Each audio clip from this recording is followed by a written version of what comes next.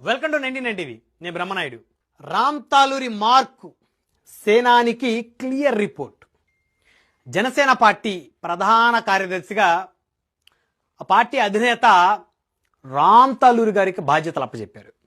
ఆయనకి బాధ్యతలు అప్పచెప్పిన దగ్గర నుంచి కూడా జనసేన పార్టీకి చెందినటువంటి ఇన్ఛార్జీలు, జిల్లా అధ్యక్షులు, అదేవిధంగా ప్రతి నియోజకవర్గంలో ఉన్నటువంటి ద్వితీయ తృతీయ శ్రేణి నాయకులతోటి రామ్ తాలూరి గారు సమావేశమవుతూ ఉన్నారు. జిల్లాల వారీగా శ్రీకాకుళం, అనంతపురం ఈ రెండు జిల్లాలు ఇప్పటికే కంప్లీట్ అయినట్టు తెలుస్తూ ఉంది.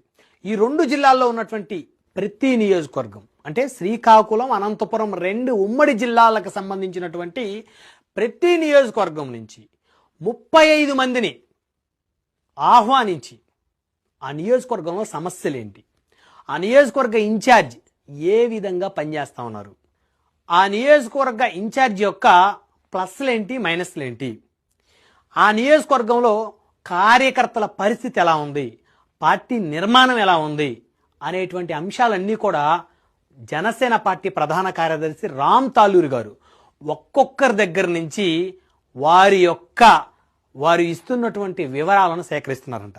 ఇక్కడ ఇంకొక అద్భుతమైనటువంటి అంశం ఏంటంటే ఫిల్టర్ లేకుండా అధినేతకి రిపోర్ట్ పంపుతున్నారంట. అంటే ఇప్పటి వరకు పార్టీలో ఏం జరిగింది, పార్టీ ఆఫీసులో ఏం జరిగింది అనే దాని మీద ఒక చర్చ, ఇప్పటి నుంచి ఏం జరుగుతుంది అనే దాని మీద ఒక చర్చ. అంటే జనసేన అధినేతకి కొన్ని జిల్లాల్లో, కొన్ని నియోజకవర్గాల్లో వారు ఇచ్చేటువంటి రిపోర్టు డైరెక్ట్గా ఆయనకి ఇప్పటి వరకు చేరినటువంటి సందర్భాలు చాలా తక్కువగా ఉన్నాయంట.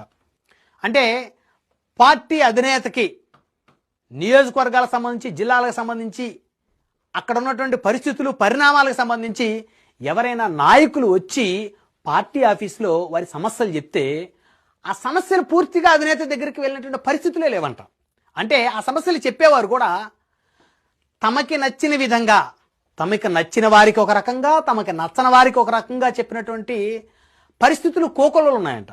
అయితే ఇప్పుడు అలా కాదు.